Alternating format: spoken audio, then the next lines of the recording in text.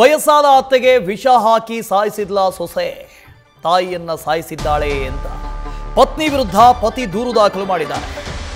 ವಿಚ್ಛೇದನ ಪಡೆದಿರುವ ಪತ್ನಿ ವಿರುದ್ಧ ಗಂಭೀರ ಆರೋಪ ಮಾಡಿದ್ದಾರೆ. ಅಂದರೆ ಮಾಜಿ ಪತ್ನಿ.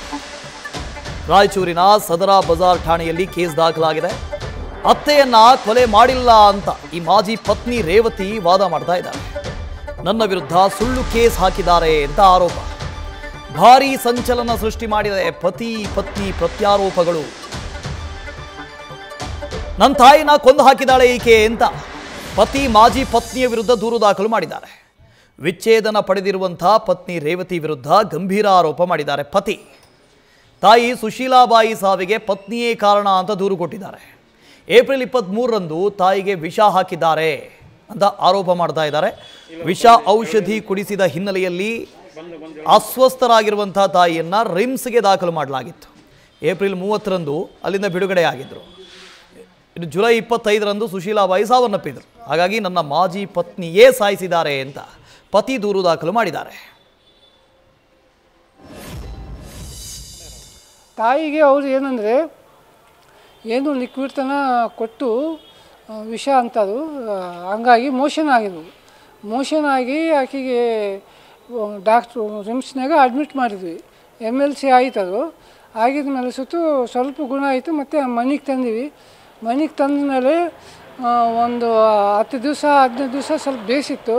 ಮತ್ತು ಕಾಲು ಕೈ ಎಲ್ಲ ದೊಡ್ಡ ಬಾತಿವಿದು. ಬಾತ್ ಮೇಲೆ ಮತ್ತೆ ನಾವು ರಿಮ್ಸ್ಗೆ ತಗೊಂಡು ಹೋಗಿದ ಮೇಲೆ ಅಲ್ಲಿ ಏನು ಟ್ರೀಟ್ಮೆಂಟ್ ಸರಿಯಾಗಿ ಆಗಿಲ್ಲ. ಹಂಗಾಗಿ ಅವು ನರಗಳು ವೀಕ್ನೆಸ್ ಆಗಿ ಏನು ಗ್ಲುಕೋಸ್ ಹೋಗಲು, ಇಂಜೆಕ್ಷನ್ ಹೋಗವಲ್ದು, ನೀವು ಮನೆಯಾಗೆ ಜೋಪಾನ ಮಾಡಿರಿ ಅಂತ ಅವ್ರು ಹೇಳಿದರು. ಮತ್ತೆ ನಾವು ಮನೆಗೆ ತಂದೀವಿ. ತಂದಿದ ಮೇಲೆ ಒಂದು ತಿಂಗಳು ನಾವೇ ಎಲ್ಲ ಮನೆಯಾಗೆ ನೋಡ್ಕೊಂಡೀವಿ. ಮತ್ತು ಒಂದು RMP ಡಾಕ್ಟ್ರಿಗೆ ತಂದ್ವಿ, ತೋರಿಸಿವಿ ನಾವು. ತಂದು ತೋರಿಸಿದ ಮೇಲೆ ಅವ್ರ ಏನು ಮಾಡೋಕ್ಕೆ ಬರೋಂಗಿಲ್ಲ, ಎಲ್ಲ ಸ್ವಲ್ಪ ಮೆತ್ತಗಾಗಿ ಮುದುಕಿ ಅಂದರೆ ಈಗ ಹಿಂಗೆ ವಿಷ ಕೊಟ್ಟಿದ್ರು ಆಕೆಗೆ, ಹಂಗಾಗಿ ಹಿಂಗಾಗ್ಯಾರಂದರೆ ಈಗ ನಾವಂತೂ ಏನು ಮಾಡೋಕ್ಕೆ ಬರೋಂಗಿಲ್ಲ ಟ್ರೀಟ್ಮೆಂಟ್ ಇದಕ್ಕೆ ಅಂದರೆ ಅದು ಈಗ ಮೊನ್ನೆ ತೀರ್ಕೊಂಡಾಳ ಆಕೆ. ಮುಂದೆ ಆಕೆಗೆ ಜೇಲಾಗ. ನಾನು ಸಾಯಿಸಿಲ್ಲ ಸರ್. ನಾನು ಡ್ರೈವರ್ಸ್ ಆಗಿದೆ ಸರ್. 4 ಇಯರ್ಸ್ ಆಯ್ತು ಡ್ರೈವರ್ಸ್ ಆಗಿ. 4 ಇಯರ್ಸ್ ಆಗಿದೆ. ನಾವು ಮೇಲೆ ಇರ್ತೀವಿ, ತಲೆಗಿರ್ತಾರೆ ಅವರು. ಅವರಮ್ಮ ಸೀರಿಯಸ್ ಇದ್ರು ಸರ್.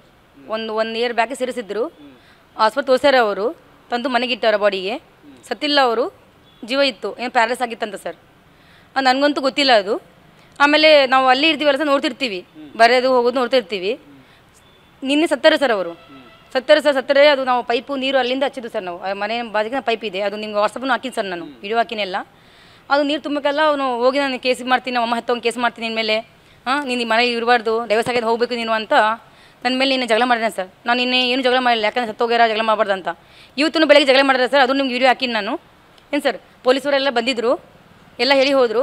ಈ ಪದೇ ನಾವು 6 ಕೇಸ್ ಇದ್ದೀರಂತ 7 ಕೇಸ್ ಮಾಡಿದ್ರೆ ಸರ್, ಸಾಯಿಸಿದಾರ ಅಂತ ಸರ್. ನಮ್ಮ ಅಮ್ಮ ಅಪ್ಪ ಅವರು ಸ್ವಲ್ಪ ಹೆಲ್ಪ್ ಮಾಡ್ಯಾರ ಸರ್. ಈಗ ಮಾಡ್ತದಿಲ್ಲ, ನಾನು ಸ್ವಲ್ಪ ಕೆಲಸ ಮಾಡ್ತಾಯಿದ್ದೀನಿ. ಹಂಗೆ ದುಡ್ಕೊಂಡು ತಿಂತಿದ್ದೀವಿ ಸರ್, ಹಂಗೆ ಇದ್ದೀವಿ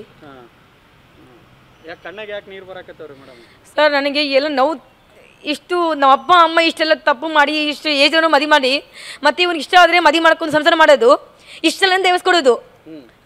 ಒಂದು ಸಲ ಕೊಡ್ಗೆ ಹೋಗಿಲ್ಲ, ಡೈವರ್ಸ್ ಆಗಿ ಹೆಂಗಾಗ್ಯದ ಅಂತ ಆ ಪೊಲೀಸವ್ರೂ ಕೇಳಿಲ್ಲ ಸರ್. ನಾನು ಎಷ್ಟು ಸಲ ಪೊಡಿಷನ್ ಹೋಗಿನಿ, ಸದ್ದ ಪೊಡಿಷನ್ ಎಷ್ಟು ಸಲ ಹೋಗಿ, ಮಹಿಳಾ ಪೊಡಿಷನ್ ಮೇಡಮ್ ಹಿಂಗಾಗಿದೆ ಮೇಡಮ್ ಅಂದ್ರೆ, ಹೋಗಮ್ಮ ನಿಮ್ಮ ನಿದ್ದೆ ಹೋಗ್ರಿ, ನಿಮ್ಮ ನಿದ್ದೆ ಹೋಗಿದ್ರಿ ಅಂತಂದ್ರೆ ಏನು ಡ್ಯೂಟಿ ಮಾಡ್ತಿದ್ರು ಸರ್ ನಿಮ್ಗೆ ಅದು ಕರ್ನಾಟಕದಲ್ಲಿ? ನಮ್ಗೆ ಏನು ನಾಯಿ ಇದೆ ಸರ್ ನಮಗೆ ಸರ್. ನಾನು ಸಾಯ್ಬೇಕಂತ ಇದೆ ಸರ್, ಹಂಗೆ ಬತ್ತಬೇಕಂತ ಇಲ್ಲ. ನನ್ನ ಜೀವನ ಬಹಳ ಟಾರ್ಚರ್ ಮಾಡ್ತಿದ್ದಾರೆ. ನನ್ನ ಗಂಡ ಅವ್ರ ತಮ್ಮ ರಾಜು, ಅವರ ವಕೀಲು ಯಾರಂದರೆ ಭಾನುರಾಜು, ಅವ್ರ ಅಣ್ಣ ತಮ್ಮರೆಲ್ಲ ಟಾರ್ಚರ್ ಮಾಡ್ತಿದ್ದಾರೆ ಸರ್. ಎಲ್ಲ ಮೇಲೆ ಕೇಸ್ ಮಾಡಿದ್ರು, ಮತ್ತೆ ಕೇಸ್ ವಾಪಸ್ ತಗೊಬಿಟ್ರೆ ಸರ್ ಅವರು. ನನ್ನ ಅವ್ರ ಮೇಲೆ ಒಂದು 15 ಮಂದಿ ಕೇಸ್ ಮಾಡಿದ್ದೀನಿ ಸರ್. ಅವ್ರು ಕೇಸ್ ಮಾಡಿದ್ರೆ ಅವರು ವಾಪಸ್ ತಗೊಬಿಟ್ರೆ ಸರ್ ಅವರೆಲ್ಲ. ಸರ್ ಎಲ್ಲ ಕೇಸೆಲ್ಲ ನಾನು ಹೋಗ್ಬೇಕು ಸರ್. ನನ್ನ ಕೇಸೆಲ್ಲ ಹೋಗಬೇಕು. ನಾನು ಏನೇನು ಮಾಡಿ ತೋರಿಸ್ಬೇಕು ಅವ್ರ ಪ್ರೂಫ್ ಅವರು.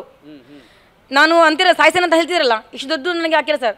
ಒಂದು ನಮ್ಮಮ್ಮ ಸಮಾನ ಒಂದು ಅತ್ತೆಗೆ ನಾನು ಸಾಯ್ಸೇನ ಅಂತ ಹೇಳ್ತಿದ್ದಾರೆ ಸರ್. ಅದು ನನಗೆ ತೋರಿಸ್ಬೇಕು ಅವರು, ಪ್ರೂಫ್ ಬೇಕು. ನೆಕ್ಸ್ಟ್ ನಾನು ಎಲ್ಲ ಕೇಸ್ ಎಲ್ಲ ಕೇಸ್ ತೆಗಿಬೇಕು ಅವರು. ಏನು ಸರ್, ನಂದು ಏನು ಬರೋದು ನನ್ನ ಮಕ್ಕಳಿಗೆ ನ್ಯಾಯ ನಾನು ತೋರಿಸ್ಬೇಕು, ನ್ಯಾಯ ಕೊಡ್ಬೇಕು ಸರ್. ಇದು ಆಸ್ತಿ ಐತೆ, ಹೊಲ ಐತೆ, ಅವ್ರದ್ದು ಮನೆ ಆದ, ನಮ್ಮ ಮಕ್ಕಳಿಗೆ ಬೇಕು. ಶ್ರೀಕಾಂತ್ ಇದ್ರ ಬಗ್ಗೆ ಡೀಟೇಲ್ಸ್ ಕೊಡ್ತಾ ಹೋಗ್ತಾರೆ. ಶ್ರೀಕಾಂತ್ ಅಲ್ಲಿ ಆಕೆ ಹೇಳ್ತಾ ಇದ್ದಾರೆ ಡಿವೋರ್ಸ್ ಆಗಿ 4 ವರ್ಷ ಆಯಿತು ಅಂತ. 4 ವರ್ಷ ಆದರೂ ಕೂಡ ಅವ್ರ ಮನೆಗೆ ಹೋಗೋದು ಬರೋದು ಮಾಡ್ತಾ ಇದ್ದಾರೆ ಇವ್ರ ಮೇಲೆ ಅನುಮಾನ ಯಾಕೆ ಅಂತ? ವಸುದೇವ್ ಇವಾಗ ಏನು ರಾಯಚೂರು ನಗರದಲ್ಲೇ ಇರುವಂತಹ ಇವರು ಮನೆ ಅಂದ್ರೆ ಫಸ್ಟ್ ಫ್ಲೋರ್ ಅಲ್ಲಿ ಹೆಂಡತಿ ಇರ್ತಾಳೆ, ಕೆಳಗಡೆ ಗ್ರೌಂಡ್ ಫ್ಲೋರ್ ಅಲ್ಲಿ ಮಗ ಮತ್ತೆ ತಾಯಿ ಮತ್ತೆ ಮಕ್ಕಳು ಇರ್ತಾರೆ. 4 ವರ್ಷದಿಂದನೂ ಈ ಒಂದು ಡಿವೋರ್ಸ್ ಕೇಸ್ ಕೋರ್ಟ್ ಅಲ್ಲಿ ನಡೀತಾ ಇದೆ. ಮೇಂಟೆನೆನ್ಸ್ ಅದಕ್ಕೆ ಸಂಬಂಧಪಟ್ಟಂತೆ ನನಗೆ ಜೀವನಾಂಶ ಬೇಕು ಅನ್ನುವಂತ ಒಂದು ಆಧಾರದಡಿ ಸದ್ಯಕ್ಕೆ ಆರೋಪ ಪ್ರತ್ಯಾರೋಪಗಳು ನಾವು ನೋಡ್ತಾ ಇರ್ಬೋದು. ವಸುದೇವ್ ಪತಿ ಹೇಳ್ತಾ ಇದ್ದಾರೆ, ನನ್ನ ತಾಯಿಯನ್ನ ಈಕೆನೆ ವಿಷದಂತಹ ಒಂದು ಪದಾರ್ಥವನ್ನ ಆಕೆಯ ಬಾಯಲ್ಲಿ ಹಾಕಿದಾಳೆ, ಅದು ಸ್ಲೋ ಪಾಯ್ಸನ್ ಆಗಿ ವಾಂತಿ ಭೇದಿಯಾಗಿ 3 ತಿಂಗಳು ಆದ್ಮೇಲೆ ನನ್ನ ತಾಯಿ ತೀರೋಗಿದ್ದಾಳೆ ಅನ್ನುವಂಥದ್ದು ಏನು ಮಗನ ಒಂದು ಆರೋಪ ಆಗಿದ್ರೆ, ಇತ್ತ ಹೆಂಡತಿನೇ ಹೇಳ್ತಾಳೆ, ನನಗೆ 30 ವರ್ಷ ವ್ಯತ್ಯಾಸ ಇರುವಂತಹ ಒಬ್ಬ ಗಂಡನನ್ನ ಮದುವೆ ಮಾಡಿದ್ದಾರೆ, ಅವನು ನನ್ನ ಮೇಲೆ ಪದೇ ಪದೇ ಅನುಮಾನ ಪಡುವಂತದ್ದಾಗಿರ್ಬೋದು, ಅಥವಾ ನನ್ನನ್ನು ಸರಿಯಾಗಿ ನೋಡ್ಕೊಳ್ಳದೇನೆ ನನ್ನ ಮಕ್ಕಳಿಗೂ ವಿದ್ಯಾಭ್ಯಾಸಕ್ಕಾಗಿ ಯಾವುದೇ ಅನುಕೂಲ ಕೊಟ್ಟಿರ್ಲಿಲ್ಲ. ಸೊ ಹೀಗಾಗಿನೇ ನಾನು ಅವನ ಜೊತೆ ನಾನು ಸಂಸಾರ ಮಾಡ್ಲಿಕ್ಕೆ ಬಹಳ ಅನಾನುಕೂಲ ಆಯ್ತು. ಸೊ ಹಾಗಾಗಿನೇ ನಾನು ಡಿವೋರ್ಸ್ಗೆ ನಾನು ಅಪ್ಲೈ ಮಾಡಿದೆ ಅನ್ನುವಂತ ಒಂದು ಮಾತನ್ನು ಸಹ ಈಕೆ ಹೇಳ್ತಾ ಇದ್ದಾಳೆ. ಈ ವಿಚಾರಕ್ಕೆ ಸಂಬಂಧಪಟ್ಟಂತೆ ಏನು ಈಗ ಸದ್ಯಕ್ಕೆ FIR ಸಹ ದಾಖಲಾಗಿದೆ. ರಾಯಚೂರಿನ ಸದರ ಬಜಾರ್ ಪೊಲೀಸ್ ಸ್ಟೇಷನ್ ಅಲ್ಲಿ ಪತ್ನಿಯ ವಿರುದ್ಧವಾಗಿ ಸದ್ಯಕ್ಕೆ FIR ದಾಖಲಾಗಿದೆ. ಸೊಸೆನೆ ಅಂದ್ರೆ ತಾಯಿನೇ ಇವನ ತಾಯಿಯನ್ನ ಸೊಸೆನೆ ವಿಷ ಹಾಕಿ ಕೊಂದ್ಲು ಅನ್ನುವಂತ ಆರೋಪಕ್ಕೆ ಸಂಬಂಧಪಟ್ಟಂತೆ ಆರೋಪ ಪ್ರತ್ಯಾರೋಪಗಳು ಕೇಳಿ ಬರ್ತಾ ಇದಾವೆ. ಸದ್ಯಕ್ಕೆ ಪೊಲೀಸರು ಸಹ ಈ ಒಂದು ವಿಚಾರಕ್ಕೆ ಸಂಬಂಧಪಟ್ಟಂತೆ ತನಿಖೆಯನ್ನು ಆರಂಭಿಸಿದ್ದಾರೆ. ಆದ್ರೆ ಯಾವ್ದು ಸತ್ಯ ಯಾವ್ದು ಸುಳ್ಳು ಅನ್ನುವಂಥದ್ದು ಈವರೆಗೂ ಗೊತ್ತಾಗ್ತಾ ಇಲ್ಲ. ಯಾಕೆಂತಂದ್ರೆ ಈಗ ಆಲ್ರೆಡಿ ತಾಯಿಯ ಒಂದು ಡೆತ್ ಆಗಿದಾರಲ್ಲ, ಆಕೆಯ ಒಂದು ಅಂತ್ಯ ಸಂಸ್ಕಾರನೂ ಸಹ ನಿನ್ನೆ ಆಗೋಗಿದೆ. ವಿಷದ್ದು ಇದೇನಿದೆ ಇದಕ್ಕೆಲ್ಲ ಸಂಬಂಧಪಟ್ಟಂತೆ FSL ರಿಪೋರ್ಟ್ ಈವರೆಗೂ ಬಂದಿಲ್ಲ. ಸೊ ಹಾಗಾಗಿನೇ ಪಾಯ್ಸನ್ ಹಾಕಿದಾಳೆ ಅನ್ನುವಂಥ ವಿಚಾರಕ್ಕೆ ಸಂಬಂಧಪಟ್ಟಂತೆ ಯಾವುದೇ ಸಾಕ್ಷಿ ಪುರಾವೆಗಳು ಇವ್ರ ಹತ್ರ ಇಲ್ಲ. ಆದ್ರೂ ಸಹ ಇವ್ ಪತಿ ಬೀರ್ಬಲ್ ಏರಿದ್ದಾರೆ, ಅವ್ರಿಗೆ ಸಂಬಂಧಪಟ್ಟಂತೆ ಸಾಕಷ್ಟು ಆರೋಪಗಳನ್ನ ಪತ್ನಿ ವಿರುದ್ಧವಾಗಿ ಮಾಡ್ತಾ ಇದ್ದಾರೆ. ಯಾಕೆಂತಂದ್ರೆ ಫಸ್ಟ್ ಫ್ಲೋರ್ ಅಲ್ಲಿ ಇವ್ರ ಮೇಲ್ಗಡೆ ಇದ್ದಾರೆ, ಈಕೆನೆ ತಂದು ಏನೋ ವಿಷ ಪದಾರ್ಥವನ್ನ ನನ್ನ ತಾಯಿಯ ಬಾಯಲ್ಲಿ ಹಾಕಿ ಕೊಂದಿದ್ದಾಳೆ ಅನ್ನುವಂತ ಒಂದು ಆರೋಪ ಪತಿ ಮಾಡ್ತಾ ಇರುವಂತದ್ದು. Okay, right, thank you Srikanth. News first ನಿರ್ಭೀತಿಯಿಂದ ನಿಮ್ಮ ಪರವಾಗಿ.